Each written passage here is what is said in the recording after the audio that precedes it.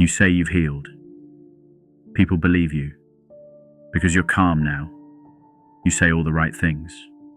You speak of growth, boundaries, energy, lessons. But the truth? You're not healed. You're hidden. You learned how to dress your pain. You learned how to say, "I've moved on," in a tone that sounds convincing. You don't cry anymore. But that's not healing, that's fatigue. You're tired of crying alone, tired of no one understanding, tired of your pain being inconvenient. So you buried it, not because it stopped hurting, but because it stopped being safe to speak. And now, you wear your silence like a medal, but inside, you're still bleeding. You've read the books, you've done the rituals, you've recited the affirmations, you light candles for closure, you cut cords with people who broke you, but deep down, you still rehearse conversations with ghosts. You still stalk their shadow on social feeds. You still hear their voice when you lie awake at night trying to forget what you never allowed yourself to fully feel. Healing became your mask, and you became so good at wearing it, even you started believing the lie. You said, "I'm over it," so many times you stopped noticing how your body flinched at their name, how your chest tightened when you saw someone who looked like them.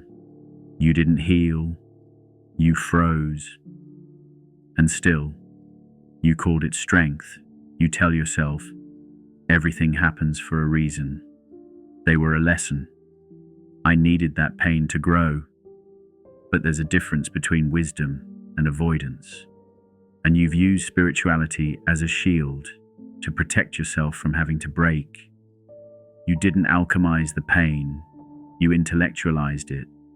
You wrapped it in quotes and reposts and vibrations and theories so you wouldn't have to feel it. You created distance, not clarity. And now you speak like a sage, but love like someone still stuck in survival. You don't trust softness. You flinch at warmth. You sabotage peace because it feels unfamiliar. And yet you preach peace like you own it, when you've never actually let it touch you. Your nervous system remembers, even when your mouth forgets. Even when your posts say otherwise. Even when your voice stays steady.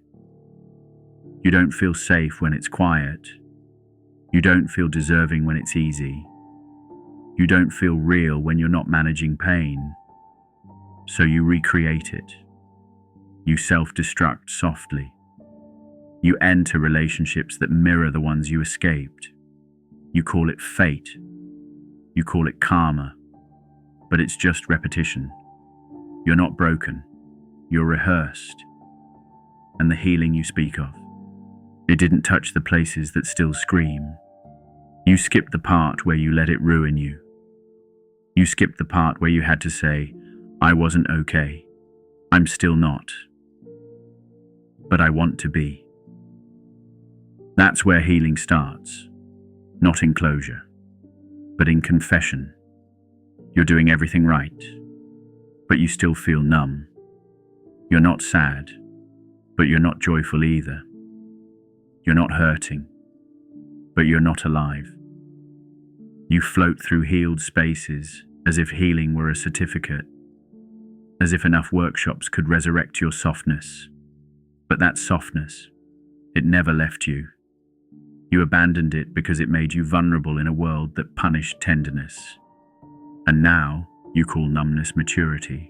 You call isolation boundaries. You call coldness clarity. But you miss warmth. Even if you won't admit it, you miss feeling. You miss crying for real. Not for display. Not for approval. But because your soul needed to shed something. You didn't outgrow your pain. You outgrew your access to it. There's a version of you still sitting in the room you walked out of too soon. Still hoping someone would ask how you really felt. Still believing your worth depended on performance. They don't need your perfection. They need your permission to feel again. You abandoned that child for the illusion of healing. You tried to outrun their need, to outsmart their loneliness, to outlogic their ache. But no matter how many books you read, how many boundaries you set, how many stages you speak on, you're still them. They are still you. And you won't be whole until you stop healing for optics and start remembering that they never wanted answers. They wanted arms. You're not weak for still bleeding from wounds they told you to move on from. You're not broken for wanting to scream in a world that claps for silence. You're not behind. You're not a failure. You're not too sensitive. You're alive. And life hurts, especially when you feel all of it. Healing isn't about mastery. It's about honesty. It's about saying, I'm still tender here. I thought I was okay, but I'm not. I need to fall apart, not to fix anything, but because that's where my truth lives. Let yourself be seen in the mess, in the middle, in the moment before the mask. That's where healing enters. There is no healed, there's only healing. Over and over, deeper and deeper. Every layer uncovers another. Every release reveals another knot. And it's not failure, it's remembering.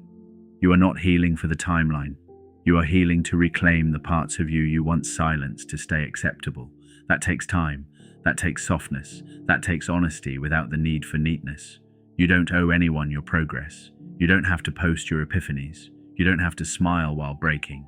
You just have to keep showing up for the version of you that still prays in your voice. Healing is not a TED talk. It's not a caption. It's not a bullet point in your self-help journal. It's your hands shaking as you admit, I still miss them. I still don't understand. I still love what hurt me. I'm still scared to love again. And yet, you keep going. Not because you're fixed, but because you're free to feel again. That is the real work. That is the unglamorous, soul-altering work. You stop performing your pain and you start holding it. You stop selling your scars and you start sitting with them. And in that space, you remember, you were never supposed to look healed. You were supposed to feel human.